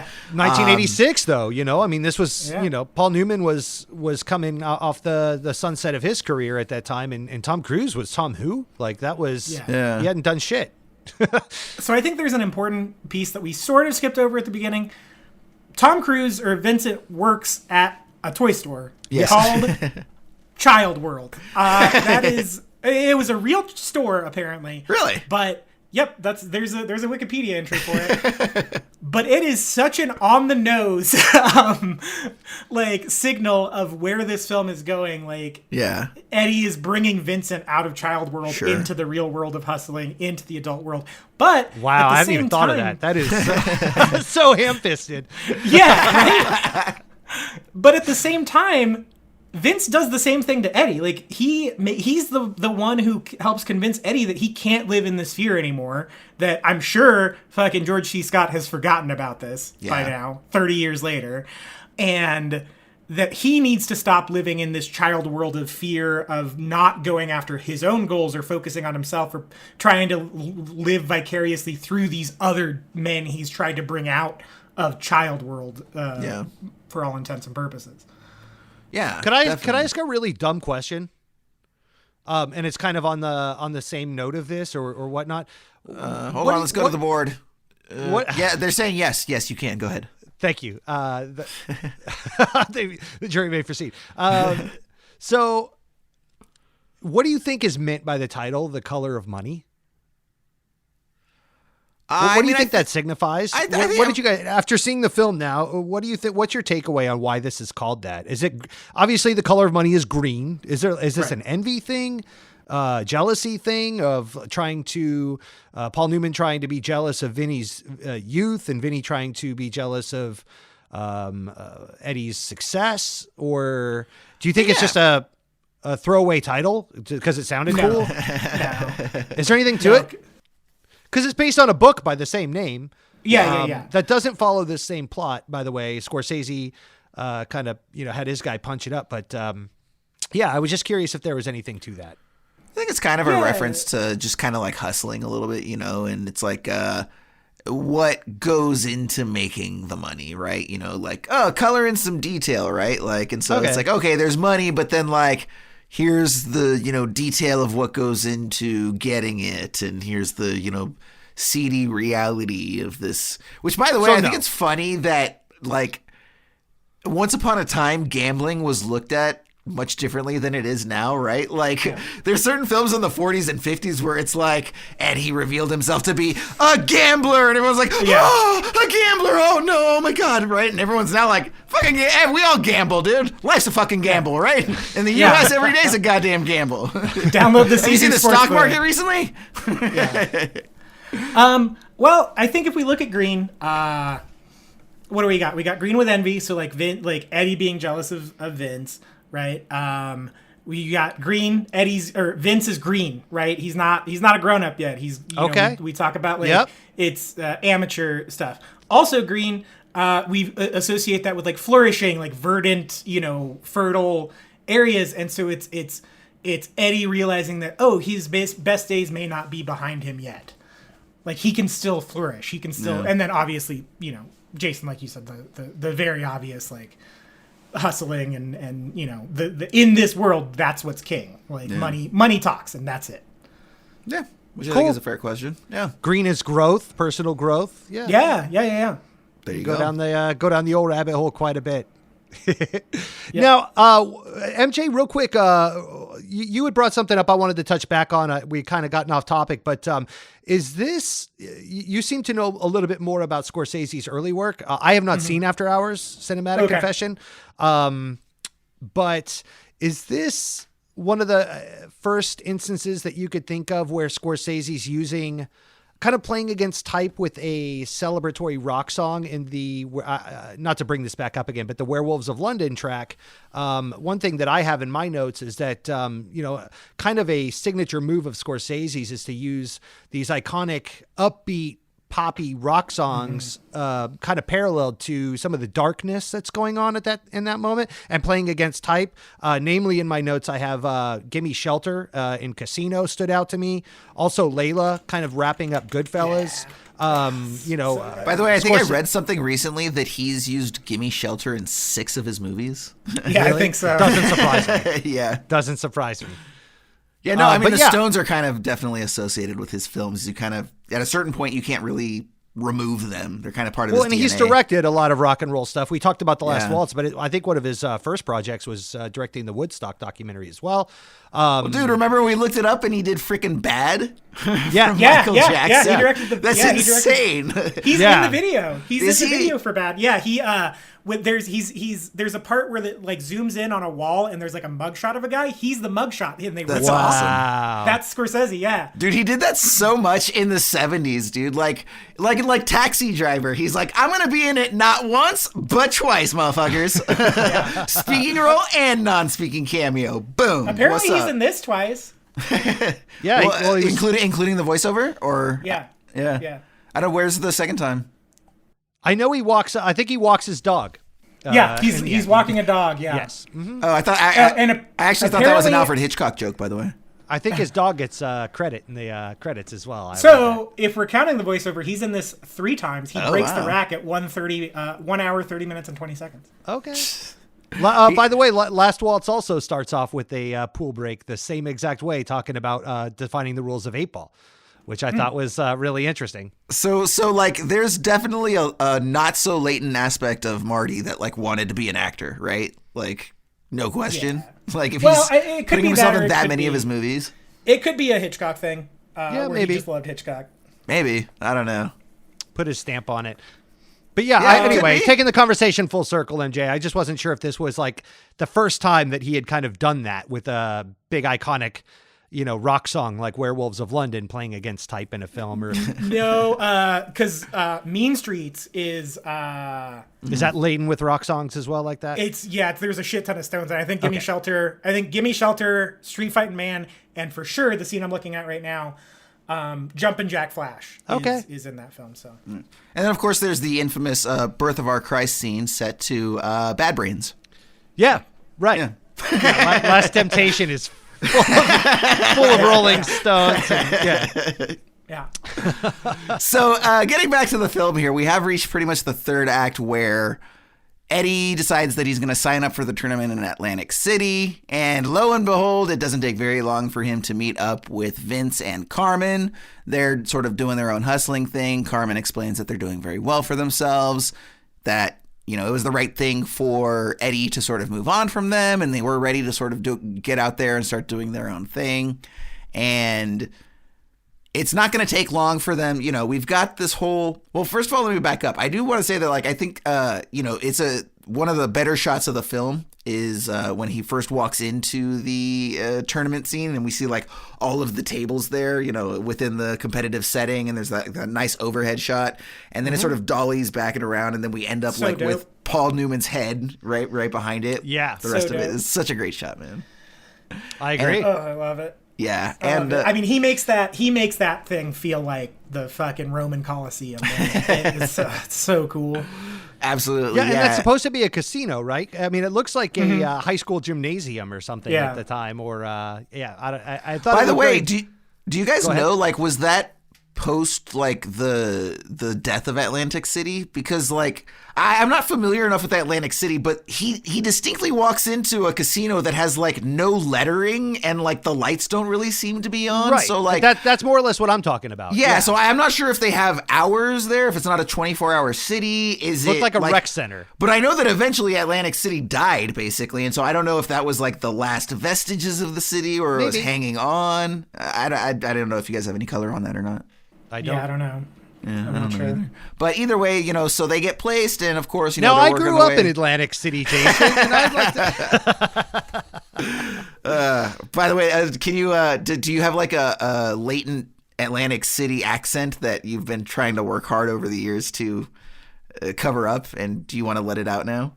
I mean, I think that's just a Jersey accent, isn't it? Like Tony Soprano or something along those lines. Pretty that's much. what I would imagine. All right, Ryan, I'm going to try again. Ryan, can you do a New Jersey accent for us right now, live on air? No, I will not. God! MJ. I got nothing, man. Sorry. You guys suck. Okay. Well, I'm going to have to hit you guys back with some other even weirder accent later. But either way, yeah, I wasn't quite sure what the whole nature of the Atlantic City conditions were at the time. But either way, they are... It seems like this would have been during a boom. So according to this, legalized gambling didn't happen in Atlantic City until 1978. Okay. Literally 10 years to the day before I was born. Hey. Wow. May 26, 1978. But according to this, Tyson had most of his fights in Atlantic City in the 80s. And wow. Tyson was a big fucking deal. So. Yeah, absolutely. Yeah. Interesting. Well, either way, so, we've got this tournament going on, and we see Eddie and Vincent both making their way up the ranks pretty quickly. And, of course, what's going to happen before long? They're going to get placed against one another. I forget if it's like the semifinals or the finals, but they're put up against one another, and they are, going to set up this sort of big dramatic finish. And by the end of it, Eddie is the one that will have won. Or did he? Because it actually turns out that Vincent had a little scheme of his own, right? So, Eddie wins the match. Vincent, takes his loss gracefully. We get that nice little moment where Eddie's walking away and he goes outside and does a little fist pump and he's super stoked for himself. And, he's chilling with his GF in the hotel room. Everything's good. Who shows up but Carmen to deliver an envelope of money, letting Eddie know that they totally tanked the match for the purposes of gambling, thinking that he would be proud of them because they finally accepted his hustling ways. But of course, his own pride can't get past the fact that he didn't win fair and square, and that's just going to eat at him raw, right? The same way that young Eddie and the Hustler just wanted someone's best game. We see that in Vince, right? They're not doing it for the money, they're doing it for the love of the thing itself, in this case, the sport, And I think that's a theme, obviously, that we can all relate to, where, when you're young and, before the financial constraints of the world are set on you, you can just think about fun things like art and movies and not have to worry about all that stuff. But we get away from that pretty quickly. And so Eddie just can't hang with this, basically. He still advances into the finals, and he's going to, during the middle of the match, just forfeit when he realizes that he didn't get there fair and square. And he just, kind of like walking off into the ocean, right? Just kind of takes his stuff down, breaks down his cue, and lets the ref know that he's forfeiting, walks over, gives the envelope of money back to Vince and Carmen, and walks off. And that's going to sort of set up the end sort of final sequence and scene. And I want to see what you guys have to think about how effectively this does or doesn't wrap things up. And basically what happens is Vince returns for this one-on-one at Eddie's request, basically. Eddie wants to play him, but Vince is like, you know what? I've come a long way. I'm not on your level anymore. I don't really want to play you, blah, blah, blah. And Eddie's like, just play me. I need the closure. We got to do this. And also because Eddie's sort of MJ, you mentioned it earlier, how Eddie got his groove back, right? Eddie's kind of feeling confident. And I think he wants to see what he has left in the tank. And he knows Vince is what Vince claims to be, and I think he wants to see, like, can I still hang with this kid, because I feel like I can now. I feel like I got it back. And eventually, Vince agrees to play him, and as they, rack him up, Eddie gets the break, and as he unleashes one of his signature strong breaks, he says, I'm back, and we get the freeze frame finish that Scorsese would come to love so well. And what do you guys think about that ending, right? Like, do you think it's supposed to be implied who of the two of them won? Do you think it's supposed to be ambiguous? Do you think it doesn't matter? What's sort of your take on the ending? Let's go ahead and start with Ryan. Yeah, I mean, the closure is there, right? Lessons have been learned. The whole thing kind of came full circle. It's not about who wins or loses. That's kind of what we had to learn throughout the game. That's kind of what Eddie was trying to teach Vinny all along, right? It's talent versus control, and the patience of and the importance of losing, and how that can sometimes be more valuable than winning itself, depending on how it's done methodically. So all that to say, I don't think that who wins or loses on this game, because he's talking about, if I lose this game, I'll see you in New Orleans. If I lose this game, I'll see you in Denver, or whatever. He lists off all these cities where tournaments were being played, meaning to me, the closure was that Eddie was able to get back in the game and kind of learn his lessons and get that resolve that he had wanted. And Vinny had stepped up and gone the other way. So they kind of met in the middle, maturity wise, and the movie was able to find that closure and move on. And so who won or lost that game doesn't really matter. It's more that Eddie's back, baby. MJ, how about you? It's a very Rocky 3 ending, right? It's almost exactly the same ending as Rocky 3. Arguably the best Rocky with Clubber Lang. Yeah. Which came out blasphemy. 4 years earlier. So we're out here pitying fools. Go ahead, MJ. By the way, real quick, Rocky 4, yay or nay, MJ? Yeah, it's fine. No, it's good. It's a garbage film. Continue. Just dropping Robot that out there. Butler my ass. Continue. So yeah, I think it doesn't matter. I think we would be remiss to talk about a Scorsese movie without talking about the Bible. I think you can't divorce. This is the part where, like, surprise, I'm a youth pastor. No, although there was one point in my life where I thought I would be, much like Scorsese himself. So, and Tom Cruise, who was like going full minister. Yeah. Ephesians 5:25 through 31. I am going to read scripture on the podcast, but I think it's important. I really do think you cannot divorce most Scorsese's work from his Catholicism. Sure. Is all over the fucking place. So this is instructions for how your household is supposed to be set up, by which I mean husbands and wives, like a marriage. Husbands, love your wives just as Christ loved the church and gave himself up for her, to make her holy, cleansing her by witnessing with water through the word, present to herself as a radiant church without stain or wrinkle, but holy and blameless. In this same way, husbands ought to love their wives as their own bodies. He who loves his wife loves himself.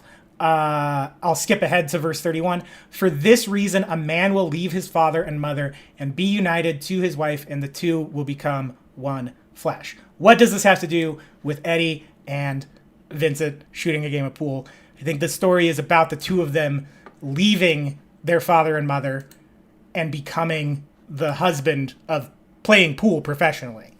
That's interesting. I think that it's them going through these trials to realize what their love is, and it comes back to pool, right? That's what it says. Like, the verse says, a man will leave his father and mother. Child world. They're leaving child world, right? That's a man leaving his father and mother, be united to his wife, and the two will become one flesh. Like this sport now is an extension of the two of them. They are both on the tour for the foreseeable future. They're going to be in New Orleans and Denver and Dallas. No, that's a totally interesting take, man. Definitely appreciate that.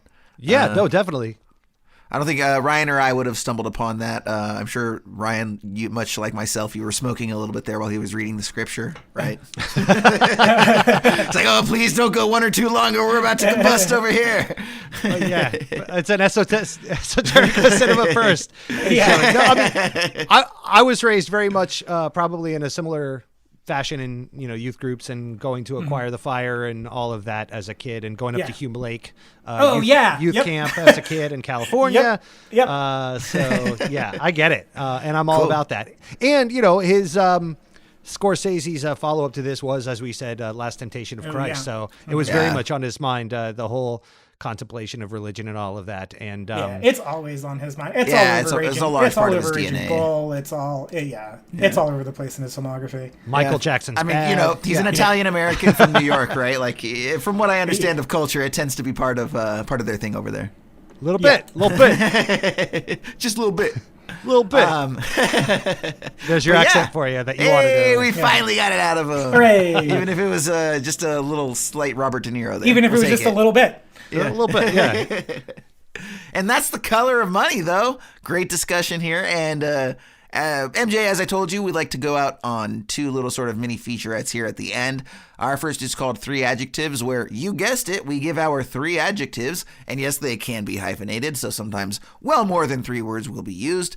After which point we're going to get an official rating of the star or grade variety. I will touch on that real quick before we ask you.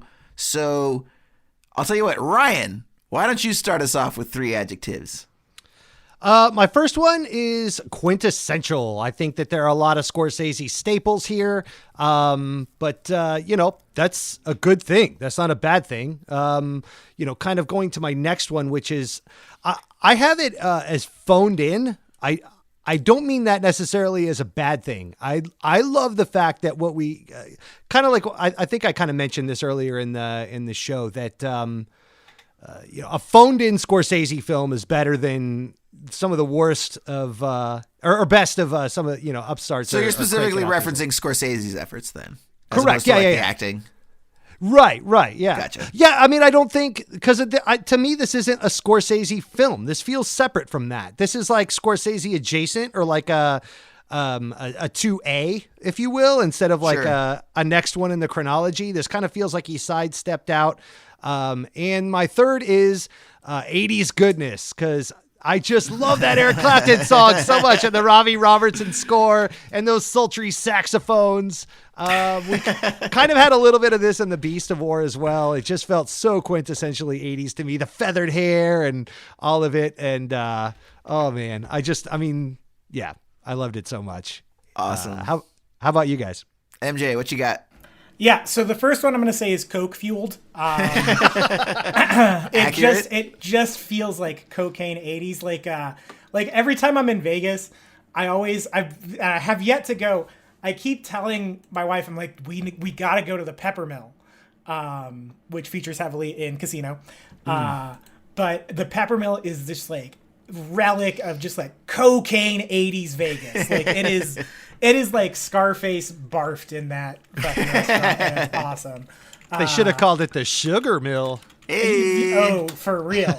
And it is like the last bastion of like it's got a conversation pit, which is the most cocaine invention ever. Right. And that's, while the movie... What was I talking about again? Yeah. a lot of people just saying that. I don't know, but hey, leave me alone out here.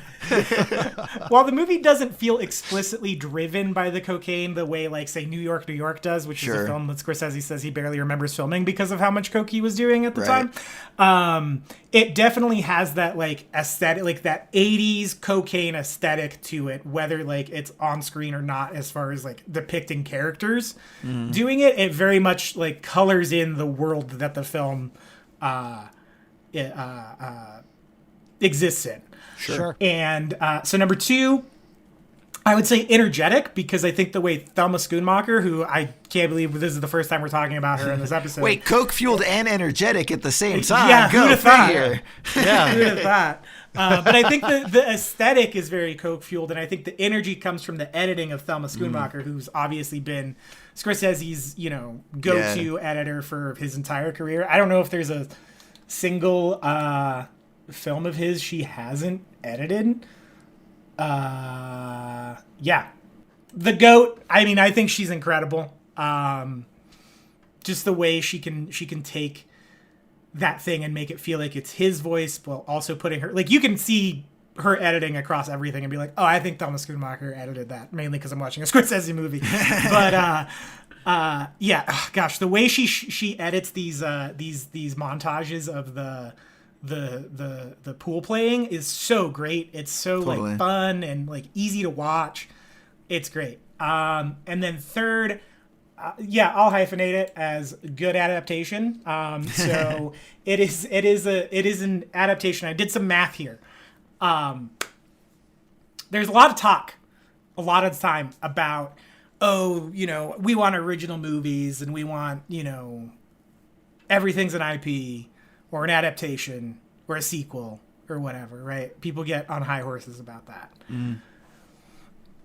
Martin Scorsese has made 26, I'm counting Killers of the Flower Moon, has yet to be released, but will be released in November of this year, film. So currently he has made 26 feature-length, narrative-driven films. This is not counting his documentary work. Yeah. Of those 26, 18 of them are adaptations, sequels, or remakes. Wow. That's crazy. Wow. I don't think I realized that. Yeah. He has almost no original work as far as someone came up with an idea and wrote it. Yeah. Well, I mean, and that's honestly, that's super, super common, especially the further back you go, right? Like, I don't think that anybody is going to question, Stanley Kubrick as, one of the foremost filmmakers in cinematic history. I think every single movie that he did was a book first. Like literally every single one. So, but that's not to say that when you, like, the book 2001 reads very differently from the way that the movie plays out, and, so it's not to say that he doesn't put a stamp on everything, but yeah, and Kurosawa, that guy has, I would say, a large majority of his were adapted from work. So it's not, I think, I'll bet you if you actually break it down, especially with some of the more classic filmmakers, it's a lot more common than we might expect. Whereas now, like Chris Nolan's just doing everything from the dome. Right. So, yeah. Very good. Yeah. So, and then for my 3 adjectives, I've got superbly acted. We didn't even mention that Paul Newman won the Oscar for this film, and I do think that it was deserved. I thought it was a really strong, commanding performance. And really good in this movie. Yeah, and there's a lot, there's some people out there where it's like, his performance wasn't that strong, and, it's kind of one of those ones where they're kicking it to him later because they should have given it him before. But this was apparently his first win out of like 7 nominations or something like that. Yeah. But no, I think that anybody else in this film, the film certainly suffers for it, right? Whether or not he had been Fast Eddie in The Hustler, just taking The Color of Money in and of itself, because I do think the characters are very different. Fast Eddie in The Hustler is, this easy, pretty boy, charming guy. And here, he's just this gruff, weathered old man. So superbly acted, engagingly photographed, right? There's a lot of energy behind the way that they chose to cover, and especially with, getting behind the billiards as they're kind of going around the table and whatnot. And we talked about a lot of the energy behind his sort of push-ins and dolly movements. And also character-driven. We did talk about just this as a story. It's really about the characters. There's not really a ton of plot in this movie. And as a matter of fact, you could even argue that a lot of scenes kind of repeat themselves from a story perspective, though I do think that's part of the point, is it's like this guy just can't. There's literally just one lesson he needs to learn, and he's just so stubborn that he can't get past it, right? So it's definitely not something where, you're going on a crazy plot-driven adventure with a bunch of twists and turns. It's a very, very simple story at the end of the day. And we're here because, we get to know the characters quite intimately. And all 3 of them do a great job coloring in their characters necessarily and appropriately. And Yeah, so superbly acted, engagingly photographed, character-driven. Now, MJ, real quick, I'm going to give you the option, and also just in case we have any, because I know we have some new listeners out there. You may, if you've listened to the show before, you may wonder why I give star ratings and Ryan gives grade ratings. Well, that's because a long time ago, we're going back to the first 3 episodes of season 1. I would constantly queue up Ryan for a star rating, and he would constantly give me a grade rating, and I couldn't adjust my thinking to queue him up for a grade rating either, so we just decided that I would give star ratings and he would give grade ratings. What this means for you, our guest, is you can choose whether you want to do a star rating, a grade rating, or off the dome come up with some unique rating system of your own. So first, we're going to go to Ryan. Ryan, what is your grade rating for The Color of Money? Jason and I are the Fast Eddie and Vincent of podcasting. We just can't get on the same page. Still trying to learn those lessons. Got to do things our own way. I got to be the hot shot with the grade ratings. And Jason's trying to teach me to, Yeah, so, dude, look, this is Scorsese. This is 80s goodness. This is old Blue Eyes Paul Newman. Tom Cruise acting his ass off. We haven't even talked about old Mary Syllables got a Oscar nod for this as well. So also well deserved. Yeah. Robbie Robertson, like you said, the editing, you got all of it in there. I just love this film. Is it his best? No. Is it the best thing I've ever seen? No. But I'm giving it an A anyways. Wow, strong from Ryan. Ryan is stingy with the ratings here, but we've got 2 strong ones. Yep. 2 strong ones recently. I think you gave A- to The Beast and a solid A to Color of Money. Hey, man. Wow. I guess we're finding my... audiences are coming through for us, man. We got to have more people. Apparently, we suck at choosing our own movies, and we just need the audience to choose movies for us from now on. My wheelhouse is Coke-fueled 80s films. Let's do this. So, MJ, grade, star, or other, what you got? I give it 7 of 9 pool balls. Nice. 7 of 9. So, yes, 7 ninths. I'm not sure what that reduces to, but it's something complicated. Also, did you guys know that this movie inspired Doom? I did see that. Like the game? The video game, yeah. I saw that in the old trivia. Wow. Yeah. Do you know the connection? Yeah, so Tom Cruise has a line where he says, "In here, Doom." And I guess the guy who developed Doom, Carmack, John Carmack, he liked the way that line sounded. It says the concept originally had a working title of Green and Pissed, but Carmack soon renamed the proposed game Doom after a line in the film The Color of Money. Oh, it's when the guy... It's when Tom Cruise opens up the pool cue box. Yeah. And he's like, what you got in there? And Tom Cruise is like, in here? Doom. Yeah. And he opens it up and shows the Balstrantonio, whatever the hell the pool cue brand was. Babushka. Yeah, once again coming through with the... Balabushka. I was going to say, once again coming through with that jersey. Hey, what you got in there? What you got in there? Hey, yeah, you got it's the bat! It's the bat? It's the bat! What is that, Doom in a box? That's a little Mark Wahlberg. Hey, what you got in there? Is that Doom in a box? Is that Doom in a box? I got one, 2, 3 Dooms in the back. You got nothing. Say hi to your mother for me. No, now we got to do the high voice one. Hey guys, let's go! I got this real good. I can't think of the words, but anyways. The Pesci one. Yeah, you sounded like Clamp from Futurama. You guys know what I'm talking about, right?